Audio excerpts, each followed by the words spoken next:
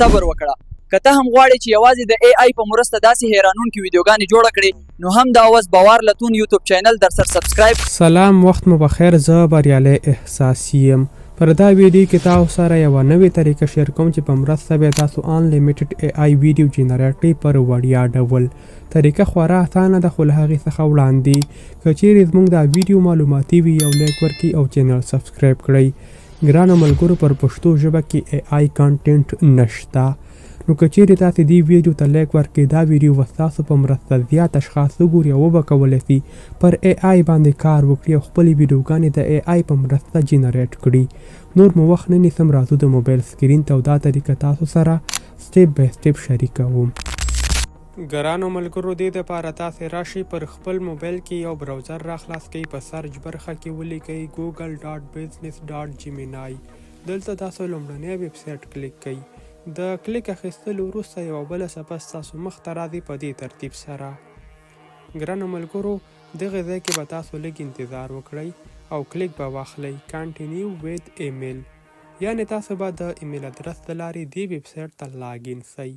څرنګه دا خانه د تاسو سره زوم کومه. دلته به تاسو ټایپ کئ په خپل ایمیل ادرس. په دې ترتیب سره زه خپل یو ایمیل ادرس ورکوم او بیا په کانټینیو اپشن باندې کلیک اخلم، نو په یاد ویب سایټ کې به ستاسو اکاونټ په همدې ترتیب سره جوړ سي. دلته تاسو غلطي ونه کئ ځکه خپل ایمیل ادرس په صحیح ډول ورکئ. که چیرې غلط وي نو بیا ستاسو اکاونټ نه جوړیږي. دې ځای ته لږ ذره وګورئ او بیا په کانټینیو اپشن باندې کلیک واخلئ کنټینیو وید ایمیل. بیا دا ډول یو صفحه ستاسو مخ ته راځي، انتظار ورته وکړئ. اوس په دې ځای کې دوی ډېر روښانه لیکلي دي. ګرانو ملګرو، لږ انتظار ورته کوو، دا لږ ذره وخت نیسي، لوډینګ اخلي. تاسو لیدلی سئ جیمینای د دې ښځو لپاره په وړیا ډول.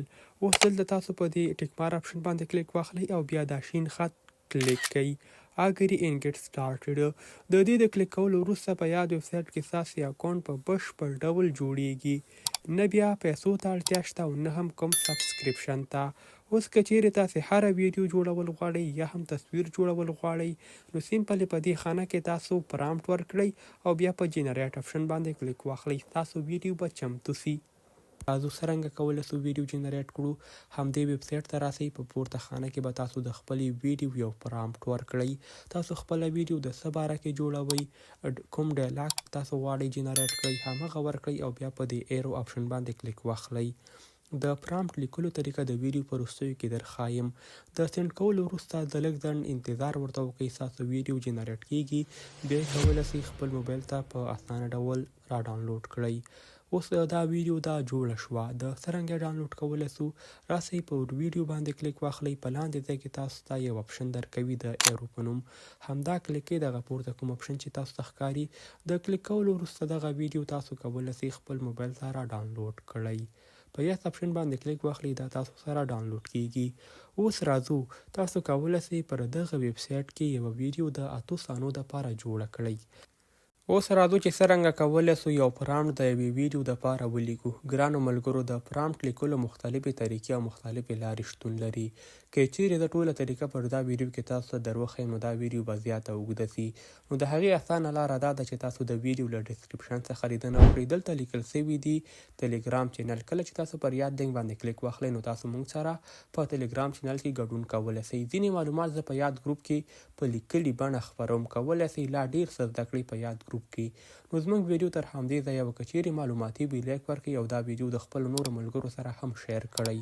میلاویږو پر بله راتلونکي ویډیو کې. تر بیا ښه وخت، قیچار یې الله مو مل شه.